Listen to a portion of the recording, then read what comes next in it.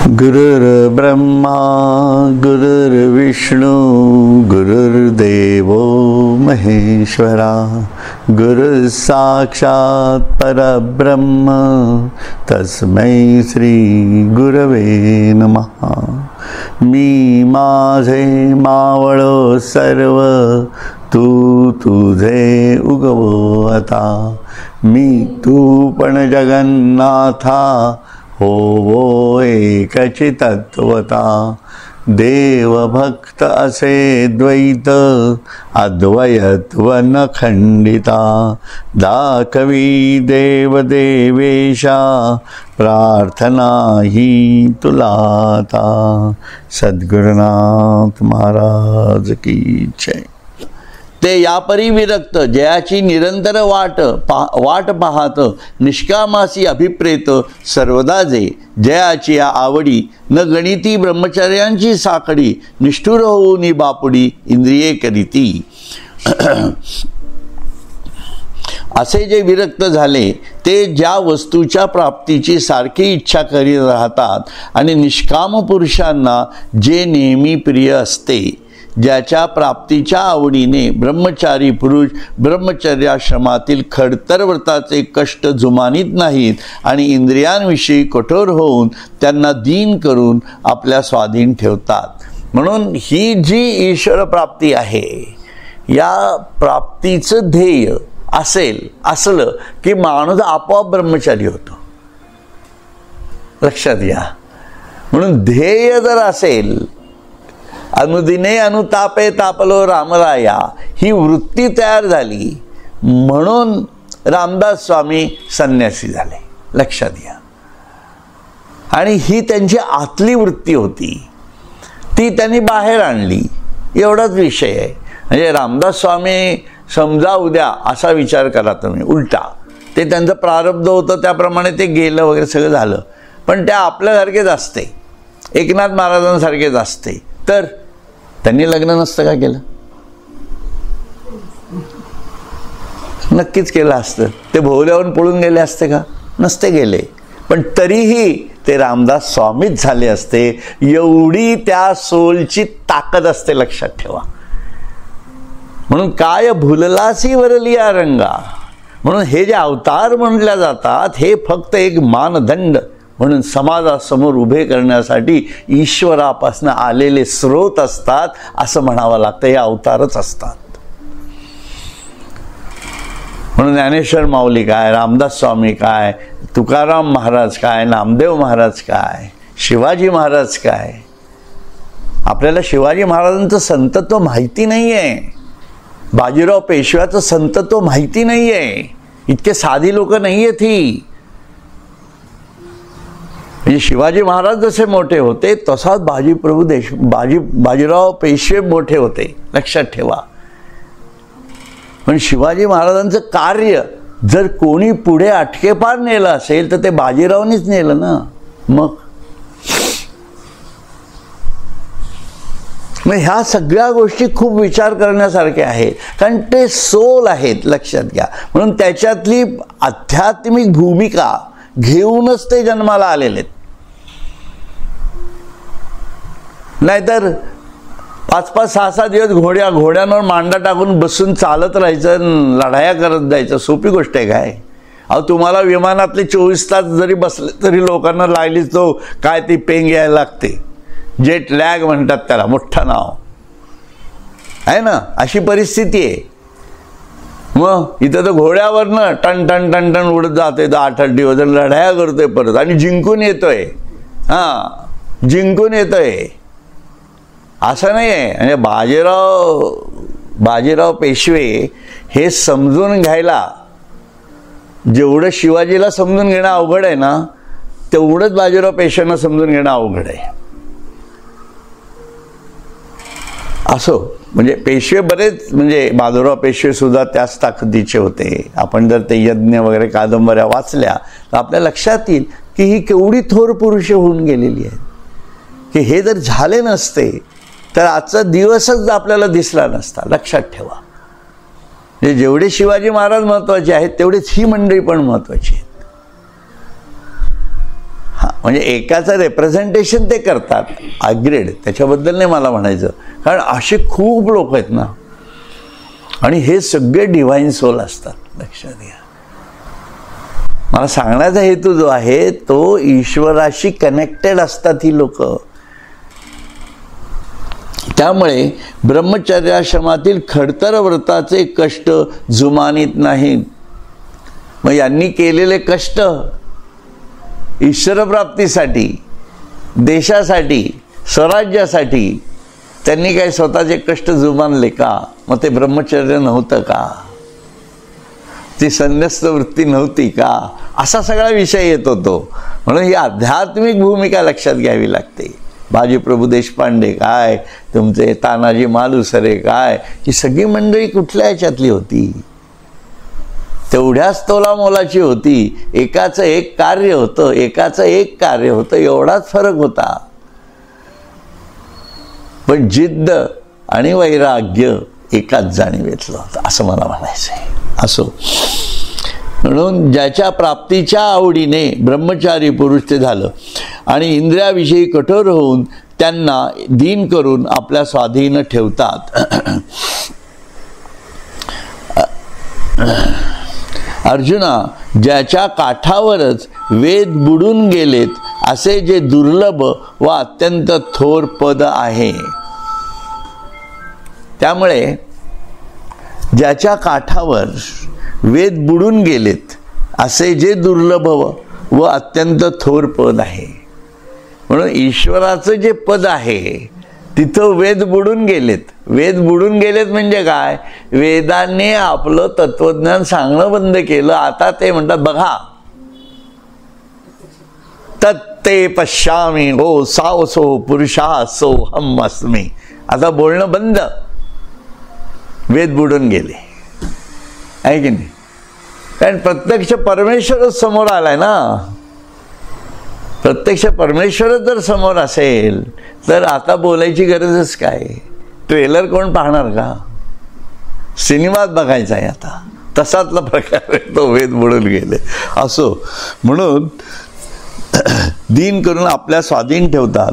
ज्याच्या काठावरच वेद बुडून गेलेत असे जे दुर्लभ अत्यंत थोर पद आहे ते पुरुष होती जे यापरी लया जाती तरी पार्था हेची स्थिती एक वेळ सांगो.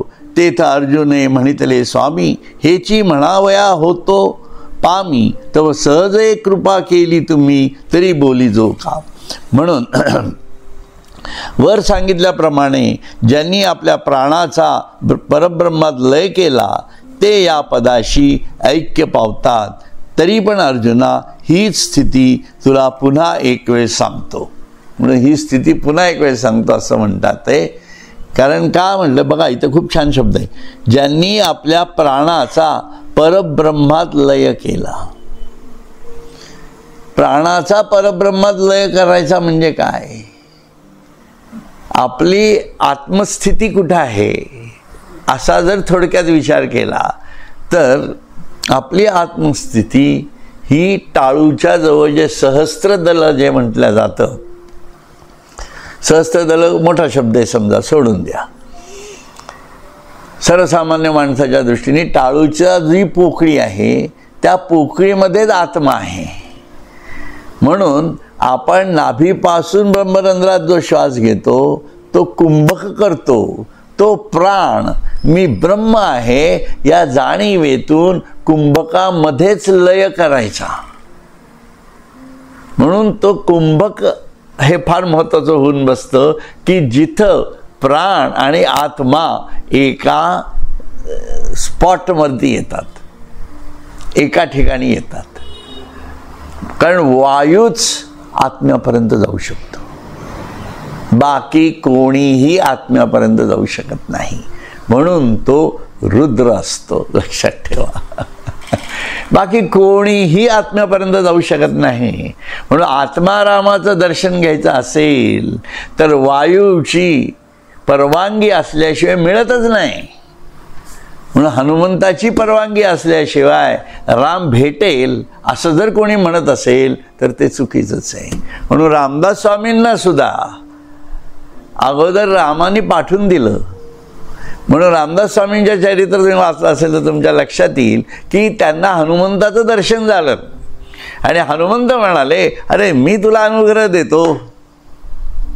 हां, पण ते म्हणाले मला तुझ्यापासून नकोच आहे, मला रामापासूनच पाहिजे. तर बाल निरागस रामदास स्वामी ज्या जाणीवेतनं म्हणत होते आणि त्यांचा जो अवतार स्वरूपात होतं हे सगळं हनुमंताला माहिती होतं. म्हणून हनुमंत शेवटपर्यंत रामदास स्वामींबरोबर होते जसे श्रीरामाबरोबर होते. लक्षात घ्या. म्हणून रामदास स्वामी फार भयंकर व्यक्तिमत्व आहे.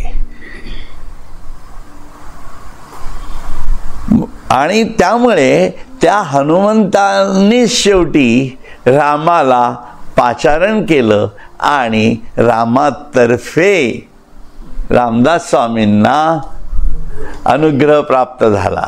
मग आणि केवढी भूमिका आहे ही. आणि त्याच्यामध्ये कसं झालं की बाहेरची परिस्थिती किती का भयंकर असेना, ते किती अडिग होते बघा की. इतकं सोपं आहे का? किती वर्ष, 12 वर्ष घराच्या बाहेर एकटं राहायचं. लहानपणी कोणी राहिलंय का? आहे की नाही? आपल्यावर वेळ आली तरी आपली फापलेल अशी परिस्थिती आहे की नाही? आणि तेही कुठं मंदिरात राहायचं, रात्री कुठंतरी त्या तुमच्या गोदावरीच्या तटावरती साधना करायच्या, टाकळीला एक पाय उभं राहून करायची. खाली मासे आहेत, काय आहेत, काय कशाची फिकीर नॉट. चिंता करतो विश्वाची, ही चिंता विश्वाचीच होती हे समजण्यासाठी त्यांनी काही हे केलं नाही, पण ती खरंच चिंता त्यांना त्याची होती असं मला म्हणायचंय. त्याच्यामुळे त्यांना बाकी भीती नव्हतीच ना कुठली, आणि बाकी विचारही नव्हता कुठला. त्यामुळे सहज होतं त्यांच्या जीवनामधलं वैराग्य, संन्यस्त वृत्ती या सहज जाणीवा होत्या. आणि एवढ्या अडचणीमध्ये आता त्यांना काय खायला मिळत असेल हो, तुम्ही साधा विचार करा. आहे ना, आपण म्हणतो आता इथं लोक त्या जिममध्ये जाऊन बैठका, उभ्या बैठका, ते काय खाली वर सगळं करतात आणि घरी आल्यावर प्रोटीनयुक्त आहार, अंडी खा, अजून काय प्रोटीन आहार घ्या. रामदास स्वामींनी काय केलं? भिक्षा मागून खाल्ली आणि फक्त सूर्यनमस्कार, तेज डायरेक्ट सूर्याकडनं घेतलं, ओढण्याची ताकद होती, लक्षात ठेवा. आणि परत सर्वांना त्यांनी शक्तीची उपासना सांगितली, हनुमंताचीच उपासना सांगितली. म्हणून हे खूप विचार करण्यासारखं आहे. आणि हे प्रत्येक संतांच्या जीवनात थोडं तरी डोकावून बघितलं पाहिजे. लक्षात घ्या, यात काय त्यात काय, माझ्या गुरूंनी सांगितलं नाही काय, असं काही नाही. अहो, प्रत्येक व्यक्ती गुरु आहे. असं काय करताय तुम्ही? जे जे भेटेल भूत त्यासी मानी भगवंत, असं जिथं म्हटलं जातं तिथं ही व्यक्ती नाही ती व्यक्ती असं कधी असू शकेल का? असं असू शकत नाही. तुम्ही थोडा अंतरंगात डोकवा, अगदी कुठल्याही व्यक्तीच्या अंतरंगात डोकवा, तुमच्या लक्षात येईल की तिथं ईश्वरच तुम्हाला भेटणार आहे. फक्त दृष्टी तुमची ते बघण्याची पाहिजे. आलं का लक्षात? दृष्टी तेवढी पाहिजे, तरच ते परमप्रेम स्वरूप आपल्याला सर्वत्र ईश्वराच्या जाणीवेत नेऊ शकतं. लक्षात घ्या. कारण ही शेवटी भावना आहे, कारण हा दृष्टीमधला फरक आहे सगळा. असो, म्हणून परी बोलावे ते अति सोहपे, ते तर म्हणितले त्रिभुवन दीपे, तुझं काय नेणो संक्षेपे, सांगेन ऐक. म्हणून पण देवा अति सोपे करून सांगा, तेव्हा त्रैलोक्याचे प्रकाशक भगवान म्हणतात, अर्जुना तुझा अधिकार मी ओळखत नाही काय, मी संक्षेपाने सांगतो ऐक. बरं का? म्हणून इथं श्रीकृष्णाने खूप वेगळं बोललेत बघा. तर अगोदर शब्द काय वापरलाय ज्ञानेश्वरांनी की त्रैलोक्याचे प्रकाशक, म्हणजे संपूर्ण त्रिभुवनाला प्रकाशमान करणारे असा एक अर्थ. आणि प्रकाशक म्हणजे त्यांनी त्रैलोक्याला प्रकाशात आणलं. अन्यथा प्रकाशक म्हणजे मुद्रक असं म्हटलं तरी हरकत नाही, पुस्तक प्रकाशक आहे की नाही. कारण त्या पुस्तकाला प्रकाशनापर्यंत नेण्याची किमया जो करतो तो प्रकाशक ना. आणि इथं तो प्रकाशक सर्वार्थाने प्रकाशक आहे, कारण त्याच्या अगोदर कोणीच नाही, तोच लेखक. आलं लक्षात? तोच मुद्रक आणि तोच प्रकाशक.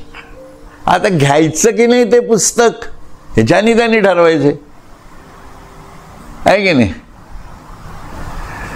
त्याच्यामुळे सद्गुरु वाणी बैसे गगनगोळी वस्तू कोठडी नयन खोली असं म्हटलंय. सद्गुरु वाणी बैसे गगनगोळी वस्तू कोठडी नयन खोली अजपाजपाची तागडी तोली ग्राहक कोणी मिळेना असं म्हटलं जातं. असं का म्हटलं जातं? कारण तो प्रकाशक जरी असला तरी ते ग्रंथ विक्रीला कोण घेणार? खरं झेपतच नाही ना. प्रॉब्लेम तो आहे प्रकाशकाचा. म्हणून सद्गुरू जरी आपल्या आतमध्ये असले ते वाट पाहतायत, अजपा जपाची तागडी तोली, पण त्यांना गिरायकच मिळत नाही. कोणी रोज दरवाजा उघडून बसतात बिचारे. अजपा जपाची ग्राहक कोणी मिळेना. या भूमिकेतनं पाहिलं की आपल्या लक्षात येईल की ते म्हणतात अति सोपं करून सांगा म्हणतायत. तेव्हा श्रीकृष्ण काय म्हणतात? श्रीकृष्ण म्हणजे त्रैलोक्याचे प्रकाशक भगवान म्हणतात, अर्जुना तुझा अधिकार मी ओळखत नाही काय? म्हणजे मी जो इतक्या गगन नयन खोली आणि गगन गोडीत बसलेलो आहे आणि मी ज्या ब्रह्मांडाचा निर्माता आहे, तर तुझी स्थिती काय आहे हे मला कळत नाही असं तुला वाटतं का? म्हणून तुला कसं ज्ञान द्यायचं आणि कसं चोख ज्ञान द्यायचं तू आता बघशीलच पुढे. म्हणून तू जरी आता धनुष्य टाकलेलं असलंस, एवढं बोलले नाहीत ते, धनुष्य टाकलं असलं तरी याच धनुष्याने, याच अर्जुनाच्या हाताने संपूर्ण महाभारत घडवणं हे सगळं माझ्या दृष्टिक्षेपात आहे. मी तुला ओळखत नाही असं वाटतं काय? काय भयंकर आहे की नाही? म्हणून मी तुला ओळखत नाही काय? पण हरकत नाही, मी हा विषय तुला संक्षेपाने सांगेन. बघा असं सर्व द्वाराणी संयम्य मनोहृदी निरुद्ध च मूर्ध्यान धायात्मनः प्राणमास्थितो योगधारणाम. सर्व इंद्रियांचा निग्रह करून मनाचा हृदय कमलाच्या ठिकाणी निरोध करून मग आपला प्राण सुषुम्ना नाडीच्या द्वारा मूर्धास्थानी स्थापन करून योगधारणा करण्यास प्रवृत्त झालेला योगी. इथं थांबले ते पहिल्या श्लोकाला बरं का. म्हणजे इथं ही जे सांगतायत ते की हे जर प्राप्त करायचं असेल तर जे मी अगोदर सांगितलं ते आता जास्त डिटेलमध्ये चालले ते बरं का. खरं तर आपण अगोदरच डिटेलमध्ये बोललेलो आहोत हा विषय थोडा. म्हणून सर्व इंद्रियांचा निग्रह करून मनाचा हृदय कमलाच्या ठिकाणी निरोध करून, मनाचा हृदय कमलाच्या ठिकाणी निरोध करून. आता हृदय कमल म्हणजे काय हे समजावं लागणार. हृदय कमल म्हणजे मन बुद्धी चित्त अहंकार अंतरंग चतुष्टय. आलं लक्षात?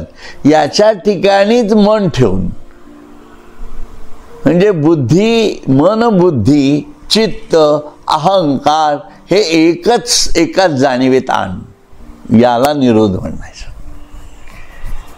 म्हणजे मन काहीतरी वेगळंच आहे, चित्तात काहीतरी बॅक ऑफ द माइंड काहीतरी वेगळंच असतं, असं अध्यात्मात चालत नाही. बघूयात हे काय म्हणतायत, समजून तर घेऊ, बघू पुढे, जमलं तर करू, नाही तर राहू द्यात, असं अध्यात्मात चालत नाही. ते आपोआप बाजूला होतात सगळे लोक. एका जाणीवेतलेच पाहिजेत. म्हणून गुरुच्या समोर परीक्षा घेणारे चालत नाहीत, लक्षात घ्या. म्हणून गुरुची परीक्षा घेऊ नये. वाटत असेल तर आपण लांब होऊन बाजूला होऊन जावं, ते सर्वात चांगलं. पण गुरुची परीक्षा घेतली की तो इतका काही विचित्र हँगमॅन होतो त्याचा, की त्यालाच कळत नाही त्याचं काय होतं ते. अशी स्थिती तयार होते. त्यामुळे कारण त्याला नेमकं माहिती असतं काय होणार आहे ते, बाकीच्यांना माहीत नसतं ना. त्या समोरच्या व्यक्तीला माहीत, तो परीक्षा घ्यायला जातो. म्हणून ज्या ज्या संतांची परीक्षा ज्या ज्या लोकांनी घ्यायचा प्रयत्न केलेला आहे त्या त्या लोकांना एकतर संतांपासून पळून जावं लागलं किंवा संतांचे पाय धरावे लागले. अशी स्थितीच आहे ना, वेगळी काय स्थिती दिसते का कुठं तुम्हाला? आणि संत संतच राहिले ना. तुम्ही त्यांच्यावर कितीही टीका करा, काहीही करा, ज्ञानेश्वरांवर टीका करणारे काही कमी लोक आहेत काय? आहे ना. तुकारामांवर पण टीका करणारे आहेत, सगळ्या संतांवर टीका करणारे आहेत. एकनाथ महाराजांना तर ते असतानाच त्यांच्या अंगावर थुंकणारी लोक होती. मग काय केलं त्यांनी? त्यांना तो इतिहास त्या जाणीवेतनं घडवायचा होता. लक्षात घ्या, हे फार कमी लोकांना कळतं असं मी म्हणतो. पण पूर्ण आणि अपूर्णत्वाच्या भूमिका प्रत्येक भूमिकेतनं सखोलपणे बघाव्या लागतात. त्यामुळे यासाठी ते काय म्हणतात, हृदय कमलाच्या ठिकाणी निरोध करून.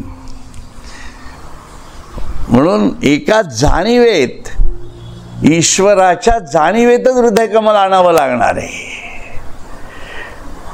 मग त्यासाठी त्यांनी प्रायोपवेशन केलं ना. मग आयुष्यभर जे करायला गेले ते हृदयाच्या एका जाणीवेत फक्त राष्ट्र आणलं, राष्ट्रभक्ती आली. चुकलं का? चुकलं नाही. पण त्याच्याही वरती ईश्वर प्रेम आहे हे शेवटी कळलं. असंच म्हणावं लागणार ना. तुम्हीच मला सांगा, जे एकनाथ महाराज भागवतात पहिल्यापासून सांगतायत आणि त्या तडफडीतनं ते बालक म्हणजे एकनाथ महाराज हे जनार्दन स्वामींकडे गेले होते. मग आणि हा बालक शाळेमध्ये एकनाथ महाराजांना असं म्हणजे तुम्ही व्यक्तिमत्वाचाच विचार करा. हे खूप खोल होतं, म्हणून याच्यात शिरायला नको खरं. पण विषय असा आहे की समोर जेव्हा येतो विषय तेव्हा त्याची स्पष्टपणे आपल्याला जाणीव पण करून देता यायला पाहिजे. भले कोणी त्याची नोंद घ्या किंवा नोंद घेऊ नका, जे स्पष्ट आहे ते स्पष्ट आहे, एवढं खरं आहे की नाही. हां, म्हणून मग आपला प्राण सुषुम्ना नाडीच्या द्वारा मूर्धस्थानी स्थापन करून, म्हणून मूर्धस्थानी सुषुम्ना नाडी, चंद्रनाडी, सूर्यनाडी यांना एकाकार करून जी ज्ञान जाणीवेतनं पुढे सरकणारी नाडी आहे ही खूप अवघड स्थिती आहे. लक्षात ठेवा, विशुद्धात शिरणं हेच अवघड आहे. म्हणून सत्वरजतम ठीक आहे, अनाहतापर्यंत सगळे लोक घोळ घालत बसतात, तिथनं परत खाली येतात, परत वर जातात, खाली येतात, पण विशुद्धाला पार करता येत नाही. म्हणून विशुद्धाला पार केला की तो थेट जातोच आज्ञाचक्रापाशी, कारण सत्वरजतमाच्या परे जातो तो. आणि जोपर्यंत सत्वरजतमामध्ये आहे तोपर्यंत त्याची सुषुम्ना नाडीतनं कसं जायचं हेच त्याला कळत नाही. तो फक्त श्वास घेत राहतो आणि ती जाणीव तयार करत राहतो की मी चाललोय वगैरे वगैरे. पण सुषुम्ना नाडीची एकाकारता जी आहे, जो लय, त्रिगुणांचा लय जो आहे, ही स्थिती आहे. त्रिगुणाचा लय ही स्थिती आहे, लक्षात घ्या. म्हणून त्या स्थितीतनं जो जातो, म्हणून सत्वरजतमाचा लय करूनच पुढे जावं लागणार आहे. असो, म्हणून मूर्धास्थानी स्थापन करतो. म्हणून तो श्वास आपला जो मूर्धाकाश आहे, चिदाकाश आहे म्हणा, तर त्या आकाशामध्ये स्थापन करतो. स्थापन म्हणजे कुंभक करतो. योग धारणा करण्यात प्रवृत्त झालेला योगी असा योग धारणेला प्रवृत्त झालेला योगी असतो. तरी मना या बाहेरीलीकडे येयाची साविया सवे सो मोडे, हे हृदयाची या डोही बुडे तैसे कीजे, परी हे तरीच गडे जरी संयमाची अखंडे, सर्वद्वारी कवाडे कळासती. तरी मनाची बाहेर विषयाकडे धावण्याची सवय सर्वथा नाहीशी होईल व ते हृदयाच्या डोहातच बुडून जाईल असे केले पाहिजे. लक्षात. म्हणून मन हृदयाच्या डोहातच बुडलं पाहिजे असं काहीतरी करावं लागणार आहे. पण जर सर्व इंद्रियांच्या द्वाराला निग्रहाची अखंड मजबूत कवाडे लावली राहतील तरच हे घडणे शक्य आहे. म्हणून आपल्या आतमध्येच अंतरंग चतुष्टयाची पद्मासन घालून बसा असं मी म्हटलं मगाशी. त्याचं कारण ते आहे. लक्षात. तरी सहजे मन कोंडले, सर्व गडबड आहे ना साधनेची ती या 2 ओव्यामध्येच आहे. मनाची बाहेर विषयाकडे धावण्याची सर्व सवय सर्वथा नाहीशी होईल ही कधी होत नाही. ते हृदयाच्या डोहातच बुडून जाईल ते कधी होत नाही. असे केले पाहिजे ते कधी जमत नाही. लक्षात. पण जर सर्व इंद्रियांच्या द्वाराला हा सगळा गोंधळ तिथंच आहे ना, मग पुढचं सोपं आहे ते सांगतायत. ते पुढचं सोपं आहे पण आमचं घोडं इथनंच पुढे जात नाहीये. प्रॉब्लेम आहे तो सगळा तिथे. ते सुषुम्ना वगैरे सगळं ठीक आहे आणि आमचं इथं सगळं घोडं अडलंय. बरं. पण जर सर्व इंद्रियांच्या द्वाराला निग्रहाची अखंड मजबूत कवाडे लावलेली राहतील तरच हे घडणे शक्य आहे. म्हणजे शेवटी येऊन कुठं पोचलो, निग्रह नाही आहे की नाही, सगळाच विग्रह निग्रह कुठलाच नाही आमचा, असं ते आहे सगळं. असो तरी आपण पुढे जरा वाचू. तरी सहजे मन कोंडले, हृदयी जी असेल उगले, जैसे करचरणी मोडले परिवर न संडी, तैसे चित्त राहिल्या पांडवा, प्राणांचा प्रणवची करावा, मग अनुवृत्ती पंथे आणावा मूर्ध्नीवरी. तर ज्याप्रमाणे हातपाय मोडलेला मनुष्य आपल्या कुटुंबाच्या माणसाला सोडून जात नाही, त्याप्रमाणे आत कोंडले गेलेले मन सहजच हृदयाच्या ठिकाणी अगदी स्वस्थ राहते. म्हणून त्या हठयोगामध्ये जे 6व्या अध्यायात आपण सगळा अभ्यास केला त्याच्यामध्ये जे सगळे सांगितले, सर्व द्वार बंद करा, हे करा, ते करा, हे सगळ्या ज्या गोष्टी आहेत, इंद्रिय निग्रह करा वगैरे, तर ते याच्यासाठी आहेत. कारण ते मनाची हातपाय तोडून टाकले की ते जाणार आहे कुठं. म्हणून हे खूप डिप्लोमॅटिकली करावं लागतं, जे मी मगाशी सांगितलं तुम्हाला. म्हणून रात्री 12 वाजता जाग आली तर आपल्याला बासुंदी खावायची जरूर वाटावी असं माझं मत आहे. कारण ती मिळणारच नाही. सिंपल आहे की नाही. किंवा तेव्हा वाटावं आपल्याला की अरे चला आता इथं आपण बाहेर फिरून येऊ, कुठंतरी या देवदर्शनाला जाऊन येऊ वगैरे, की त्यावेळेस शक्यच नाही ना. काय शक्य. आत्ता तुम्ही म्हणा की चला आपण गिरनारला जाऊन येऊ, जाल याल का, चला हिमालयात जाऊन येऊ, मग अशा वेळी म्हणा मला जायचं आहे म्हणून. ज्या वेळेला जाता येत नाही त्यावेळेला म्हणायचं. म्हणजे इंद्रियांना वाटतं ना जावंसं, बघ जा की मग, मी कुठं नाही म्हटलंय तुला, तू जाऊच शकत नाहीस बेटे, तू काय सांगतोस मला, असं त्रयस्थ आहे की नाही. असा त्रयस्थ हो. हा सगळं जमतंय, तिकीटं काढली आहेत, रेडीमेड सगळं मिळतंय, विमान तयार आहे, सगळं तयार आहे, मग चाललंय. ते काय म्हणजे ते इंद्रियाच्या नियमाप्रमाणेच झालं. यात इंद्रिय निग्रह काय झाला. इंद्रिय निग्रह हा स्वतःच्या जाणीवेतनं करावा लागणार आहे. असो. म्हणून अर्जुना, असे चित्त झाले असता, चित्त स्थिर झाले असता प्राणाचा प्रणव करावा. म्हणजे प्राणातील हंस असा जो अज्ञात जप होतो त्याच्याशी ओंकार या ज्ञात जपाचा समन्वय करावा व पुढे त्या समन्वित जपाला आधारचक्राच्या क्रमाने ब्रह्मरंध्रापर्यंत आणावे. बघा आता हा सगळा विषय अजून खोल साधनेचा, पण इंद्रिय निग्रह झाल्यानंतरचा, एवढं लक्षात ठेवा. आता हे ऐकायला छान वाटणार नाही पुढचं सगळं, बरं का. अर्जुना, असे चित्त स्थिर झाले असता प्राणाचा प्रणव करावा. प्राणाचा प्रणव करायचा. प्राण म्हणजे काय? श्वास घेतो आपण, श्वास उच्छ्वास हा प्राण झाला, ही प्राणाची सहज जाणीव आहे. पण तो प्रणवात होतो. प्रणवात करायचा म्हणजे काय? प्रणव म्हणजे ओंकार, प्रणव म्हणजे सोहम, ओंकार म्हणजे सोहम. एक लक्षात ठेवा, हे दोन्हीही प्रणव आहेत, ओंकार आणि सोहम. साधकाने शक्यतो सोहमचा प्रणव करावा, ओंकाराचा करू नये. असं मी का म्हणतो? कारण सोहम ही जी भूमिका आहे ही ओंकाराच्या पलीकडे आहे. लक्षात घ्या, ही थेट आहे. म्हणून नाभीपासून ब्रह्मरंध्रात सोहम ध्वनी असे खेळत, तेथे साक्षेपे देऊनी चित्त रहावे निवांत घडी घडी. हा प्राणाचा प्रणव आहे, लक्षात ठेवा. याला प्राणाचा प्रणव म्हटलेला आहे. ओंकार का करायचा नाही? कारण ओंकार अलीकडे.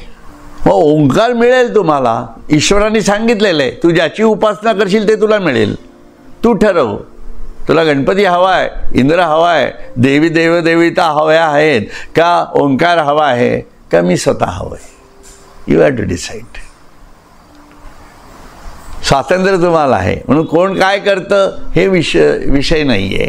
पण सोहममध्ये पूर्णत्व आहे, बाकीच्या सगळ्या गोष्टी अपूर्णत्वाच्या भूमिकेतल्या आहेत. हे समजून घेऊनच ईश्वर शोधावा लागतो, थेट आहे ना. म्हणून ते म्हणतात की प्राणाचा प्रणव करावा म्हणजे प्राणातील हंस हा. आलं का लक्षात? हंस हा असा जो अज्ञात जप होतो, हा त्यांनी अज्ञातात टाकला. सोहम हंस हा जो जप आहे, हा जप त्यांनी अज्ञातात टाकला. कारण तो आकारात नाही आहे. ओंकार हा आकारातला आहे. पण हंस हा अज्ञात का म्हटलं त्यांनी? कारण जेथ माया स्पर्शो सकेना, तो मायेच्या पलीकडे. ओंकार मायेच्या जाणीवेतला आहे. या छोट्या छोट्या भूमिका आहेत अध्यात्मातल्या. याच्यात कोण मोठं कोण लहान असा विषय आणू नका. फक्त समजून घ्या, एवढाच आपला विषय ठेवायचा. कारण जीवन आपलं एकट्याच आहे, बाकी कोणाचं नाही आहे. हा लक्षात. त्यामुळे आपल्यालाच समजलं पाहिजे. बाकी कोणाला समजो, ज्याला जे करायचं तो करू शकतो. इकडं तिकडं बघायचंच नाही. गुरुवाक्य प्रमाण मी ब्रह्म आहे, संपला विषय. सोहम. म्हणून ते काय म्हणतात? अज्ञात जप होतो, त्याच्याशी ओंकार या ज्ञात जपाचा समन्वय करावा. म्हणजे तिथं जाऊन ज्ञात जपाचा समन्वय करायचा का? आहे की नाही? कसं उलटं होतं की नाही याच्यामध्ये. म्हणून हठयोगाची भूमिका इथं त्यांनी सांगितलेली आहे. ज्ञात जपाचा तिथं हे करायचं, समन्वय करा म्हणतात. मग आतापासूनच आपण सोहम करू ना. मग ज्ञात जप येऊन मिळेल ना. तो मिळाला काय न मिळाला काय मला काय फरक पडतोय? मी तर तिथंच चाललोय ना. आलं लक्षात? म्हणजे तुम्हाला जर इथनं दिल्लीला जायचं आहे तर उगाचच मध्ये झाशीचं तिकीट काढा. मग झाशीला गेला, मग झाशीला गेल्यानंतर मग पुढचं दिल्ली काय कुठलं तरी स्टेशनचं तिकीट काढा, इंदोरचं का काय कुठे येईल ते, आणि मग त्याच्यानंतर दिल्लीचं काढा. असं कशासाठी करायचं? मी इथनं थेट दिल्लीतच काढतो ना. ते येऊन मिळतील, भेटले तरी काय मला फरक पडतच नाही आहे. झाशी आली काय जास्तीत जास्त 2 मिनटं थांबली गाडी, मी दाणे खाईन तिथले, एवढाच विषय आहे. मग मी म्हणजे ओंकार काय वाईट आहे का? नाही. मला भेटलं सोहममध्ये, समजा कळलं ओंकाराचं ज्ञान सगळं झालं, ठीक आहे ना. I am happy. माझ्या आनंदात भर पडली. ओंकार काय हे मी 10 वेळा सांगू शकतो, 10 वेळा लिहू शकतो, 15 वेळा बघू शकतो. मग का नाही? कारण मी ते पाहिलंय. पण मला बघायचं आहे सोहम ना. असा विषय आहे सगळा. बघा असं ते होतं. म्हणून ओंकारापर्यंत गेला तर ओंकार काय ही जिज्ञासा तयार होते. म्हणून ओंकारचे अभ्यास करणाऱ्यांना ओंकार किती कळतो हे त्यांना विचारा. म्हणून आत्मज्ञानी झालेल्या माणसाला ओंकार काय असतो हे विचारा, तुम्हाला एकदम फरक दिसेल त्याच्यामध्ये. तो डायरेक्ट आपल्या जीवात्म्यामध्ये शिरतो. आणि जीवात्म्यामधला तो ओंकार कसा आहे आणि ईश्वराचा ओंकार कसा वेगळा आहे, हे दोन उलटे कसे आहेत, ते बिंब प्रतिबिंब कसं आहे हे तो सांगू शकतो. पण ओंकार साधना करणारा ईश्वराचा ओंकार कसा आहे ते कसं सांगेल, आणि आपला ओंकार बीजातला कसा बदलला पाहिजे हे कसं करणार. म्हणून शेवटी साधना समजून करावी लागते. असो, म्हणून ते काय सांगतात, ज्ञात जपाचा समन्वय करावा व पुढे या त्या समन्वित जपाला आधार चक्राच्या क्रमाने ब्रह्मरंध्रापर्यंत आणावे. मग ते एक केल्यानंतर पुढे त्या समन्वित जपाला, म्हणजे ओंकार आणि सोहम या दोन्हीही जपाला, समन्वित जपाला, पण सोहम मध्ये ओंकार आहेच ना, अशीच भूमिका आहे. म्हणून मी सुरुवातीलाच सांगितलं, सोहम हा प्रणवच आहे, हा अजपा जपच आहे. फक्त मी ब्रह्म आहे ही मानसिकता तयार करावी लागणार आहे. मग ती एकदा तुमची तयार झाली की आपोआप ओंकार येतोच आहे, पण तो बीजातला फरक आहे शेवटी.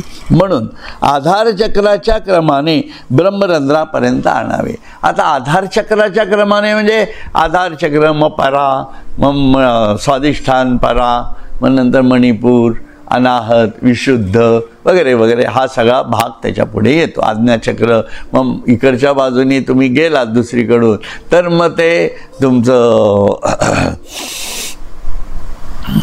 कुठले ते हाट लागतात, श्रीहाट, गोलाट, औटपीठ, भ्रमरगुंफा, चंद्रामृत तळे आणि मग सहस्त्रधाम, अशा हठयोगातल्या भूमिका आहेत. पण आपल्या नाथ संप्रदायामध्ये स्वामींनी किंवा ज्ञानेश्वर माऊलींनी जे स्पष्ट सांगितलं, नाभीपासून थेट ब्रह्मरंध्रात शिरा, हे विमानात बसा, मग खालती अजून कुठली स्टेशनं लागतात ते काय बघायची गरज नाही. दिसली आनंद आहे, नाही दिसली नाही दिसली, काही फरक पडत नाही. असा हा विहंगम मार्ग आहे. म्हणून माझा जो ग्रंथ आहे ते साधनेचे विहंगम स्वरूप असाच आहे. म्हणून त्या विहंगमातच जावं लागणार आहे आपल्याला. असो, म्हणून ब्रह्मरंध्रापर्यंत आणावे. मग अ उ म या प्रणवाच्या मात्रा अर्धबिंबात मिळे तोपर्यंत धारणेच्या बळाने आकाशात मिळतो न मिळतो असा प्रणव धरून ठेवावा. तेथ आकाशी मिळे न मिळे तैसा धरावा धारणा बळे. जव मात्रात्रय मावळे अर्धबिंबी तववरी तो समीरू. निराळी की जे स्थिरू मग लग्नी जेवी ओंकारू बिंबीची विलसे. म्हणून धारणेच्या बळाने आकाशात मिळतो न मिळतो असा प्रणव धरून ठेवावा. तो प्राण आकाशात स्थिर करावा व मग ऐक्य झाल्यावर तो ब्रह्मस्वरूपाच्या ठिकाणीच भासतो. आता हा जो सगळा ओंकाराचा विषय आहे ना, हा विश्व बीजाचा विचार त्यांनी सांगितलेला आहे. पण सोहम म्हणजे मी ब्रह्म आहे आणि मी आता ओंकार बघतोय, असा विषय तुम्ही घ्या. म्हणजे तुमच्या लक्षात येईल की ईश्वर तुम्ही आहात, है ना. कारण सोहम आणि प्रणव एक झाला म्हणजे तुम्ही ईश्वर आहात आणि तुमच्यातनं ईश्वरत्व बाहेर येत आहे. कसं येईल? ओंकार स्वरूप, व्यक्त स्वरूप कसं बाहेर येईल? म्हणून आत्मा तुमच्यामध्ये आहे, पण तुमचं व्यक्त स्वरूप कशामुळे झालेलं आहे? जीवात्म्याने झालेलं आहे ना. जीवात्म्याच्या जाणीवेतनं माझं व्यक्त स्वरूप झालेलं आहे. पण मी जेव्हा आत्मजाणीवेत असतो तेव्हा जीवात्मा आणि आत्मा एकच असतो. मग ही विलगता येती आहे.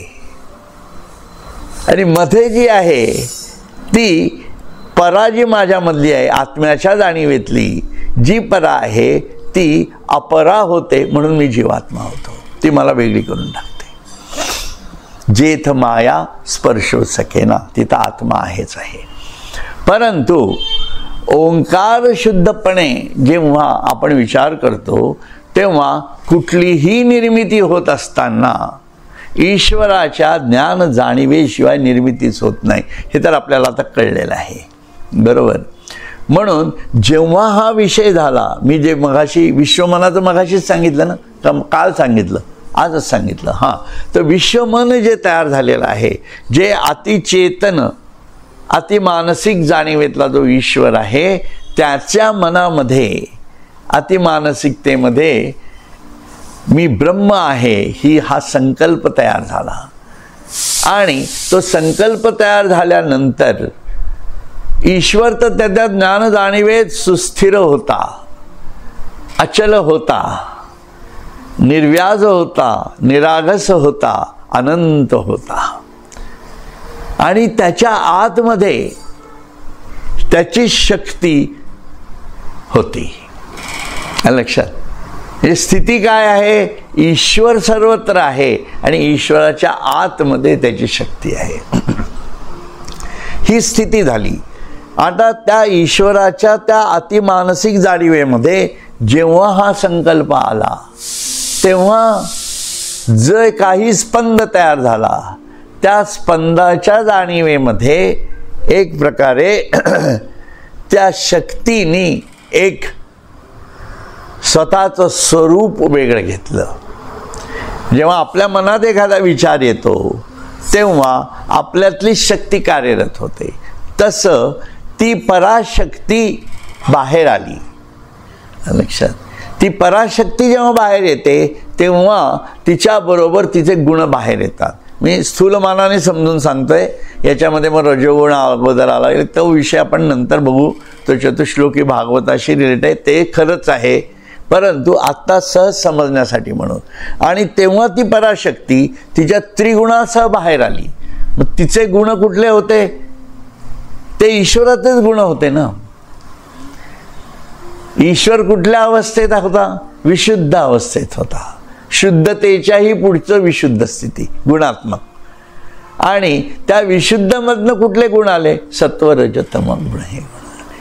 म्हणून ते त्रिगुण बाहेर आले. आणि ती जी जाणीव तयार झाली सगळी, ही जाणीव कुठं तयार झाली? हिरण्यमयी कोशात तयार झाली. त्याला हिरण्यमयी कोश असं रामदास स्वामी म्हणतात. तो हिरण्यमयी कोश म्हणजेच अर्धमात्रा आणि टिंब होय. लक्षात घ्या की तिथं ॲक्च्युली विश्वमन तयार झालं. विश्वमन जे आहे ते मन तिथं तयार झालं की ज्याला आपण एक प्रकारे त्या मनामध्ये संपूर्ण ज्ञान जाणीवेच आहे. आणि तो ईश्वराचा महाकारण देह असतो. लक्षात ठेवा, तो ईश्वराचा महाकारण देह. कारण विश्वबीज आहे, त्याचं पहिलं जे तयार झाला तो महाकारण देह तयार झाला. कारण त्याचीच अनुभूती होती, मी ब्रह्म आहे आणि सर्वम खलु इदम ब्रह्म, ही त्याची अनुभूती होती. आणि हेच त्याचं कर्म होतं, जे कर्म फक्त ज्ञान जाणीवेतलं होतं. म्हणून त्याची अनुभूती हाच त्याचा महाकारण देह होता. आणि त्या कर्मातनं जो कर्मबंध तयार झाला, तो कर्मबंध कुठला होता? संचित म्हणून आला, तो कारणदेहामध्ये आला. लक्षात घ्या, म्हणजे सूक्ष्मदेह आणि कारणदेह या दोन्ही गोष्टी एकत्र आल्या तिथं, की जिथं तो कर्माचा बंध ईश्वरालाच ईश्वराच्या जाणीवेत पडला. आणि तो विश्वंभराने जी रचना तयार केली की त्याला काय हवं आहे? मी ब्रह्म आहे आणि सर्वम खलु इदम ब्रह्म आहे, त्याला मला व्यक्त करायचं आहे, असा तो आकारात आला. त्यालाच अ उ म असं म्हटलं जातं. म्हणून विश्वमन, विश्वंभर आणि आकारातला ओंकार हे सर्व अनाहत स्वरूप मानलं गेलेलं आहे. आणि त्याचं प्रगट आत्मजाणीवेतला जो आहत स्वरूप आहे त्यालाच ओम श्रीराम असं म्हटलं जातं, जे आदिबीज म्हणून आहे. जपच करायचा असेल रामाचा तर ओम श्री राम हा करा, जो तुम्हाला ओंकारापर्यंत पोचता करेल. असा हा ओंकार आहे, लक्षात घ्या. आणि त्याच्यातनं ही ब्रह्मांडाची रचना झाली. त्या विश्वंभराने म्हणजे ती पराशक्ती जी होती त्या पराशक्तीनीच पुढे त्या ईश्वराच्या ज्ञानाला विभाजित केलं आणि त्या ज्ञानाला त्याच्या संपुटाच्या जाणीवेतनं ती ईश्वरी शक्ती कधी यांत्रिक, कधी नियंत्रित आणि कधी पूर्णपणे अनियंत्रित अशा जाणीवेतनं ती शक्ती कार्यरत करायला लागली. तिला अपरा म्हटलं जातं. आणि त्याच्यातनंच आपण जर पाहिलं तर या ब्रह्मांडामधली पहिली 4 महाभूत निर्माण झाली आणि त्याच्यामध्ये त्रिगुण मिसळल्या गेले. ही गुणमाया तयार झाली आणि ही गुणमाया एका विशिष्ट जाणीवेत जेव्हा आली तेव्हाच ती अपरा जी परा होती ती अनियंत्रित झाली आणि तिने संपूर्ण ब्रह्मांड निर्माण केलं. म्हणून ती जी अनियंत्रित अनंत शक्तीचा विस्फोट ज्याच्यामध्ये झाला त्याच्यातनं संपूर्ण ब्रह्मांड निर्माण झालं, ज्याच्यामध्ये संपूर्ण पृथ्वी तत्व दिसतं, ज्याच्यामध्ये संपूर्ण प्रमाणे जलतत्वाची वाहकता दिसते, की ज्याच्यामध्ये संपूर्ण अग्नितत्वाचं सत्व रजतमात्मक आविष्कारही दिसतो आणि वायूचाही दिसतो. आणि हा सगळा झंझावात आकाशाच्या पोकळीत राहतो आणि आकाश स्थिर असतं. काय निरंजन आहे, केवढा ईश्वर वेगळा आहे, लक्षात घ्या. त्याची एक एक भूमिका जेव्हा तुम्ही बघायला लागता, म्हणून कुठल्या भूमिकेतनं ईश्वर जाणायचा हे पण समजणं खूप गरजेचं आहे, लक्षात घ्या. म्हणून या जाणीवेत जेव्हा जातं तेव्हा ते ब्रह्मांड कसं होतं आणि त्याच्यानंतर त्या जडत्वामध्ये आत खोलवर ॲटमच्या आतमध्ये जी पोकळ्या आहेत त्याच्यातनं जे इलेक्ट्रॉन्स फिरत आहेत ते गुप्त चैतन्य ईश्वराच्या शक्तीची जाणीव आहे, लक्षात ठेवा. तिथं फक्त एक प्रकारची काय म्हणतात त्याला पॉझिटिव्हनेस आहे आणि निगेटिव्हनेस आहे, दोन्हीही एनर्जीजच आहेत, तिथं कुठलीही घनता नाही. म्हणून अशा एक प्रकारे निर्गुण जाणीवेतला ॲटम दुसऱ्या ॲटमशी एकरूप होतो, तिसऱ्या ॲटमशी एकरूप होतो आणि त्यातनं मॉलिक्यूल तयार होतो. म्हणजे निर्गुण जे आहे ते निर्गुण कुठल्या तरी वेगळ्या भूमिकेतनं एका संकल्पातनं पुढे सरकत जातं आणि त्या छोट्याशा ज्ञान जाणीवेतनं तोच मॉलिक्यूल म्हणून तयार होतो आणि निर्गुणातनं जडत्व हळूहळू प्रगट व्हायला लागतं, पार्टिकल्स तयार होतात, पृथ्वी तत्व निर्माण होतं.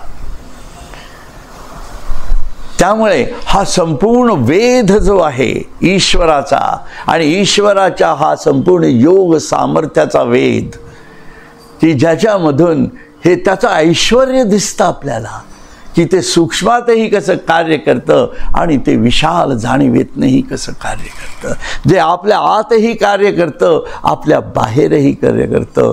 या जाणीवेतनं जेव्हा साधक फिरायला लागतो तेव्हा तो ओंकारमय काय संपूर्ण ब्रह्ममय जाणीवेत शिरायला लागतो आणि त्यालाच मी ब्रह्म आहे आणि सर्वं खलु इदं ब्रह्म अशा भूमिकेत येतो आणि ते माझं निजधाम आहे, लक्षात ठेव.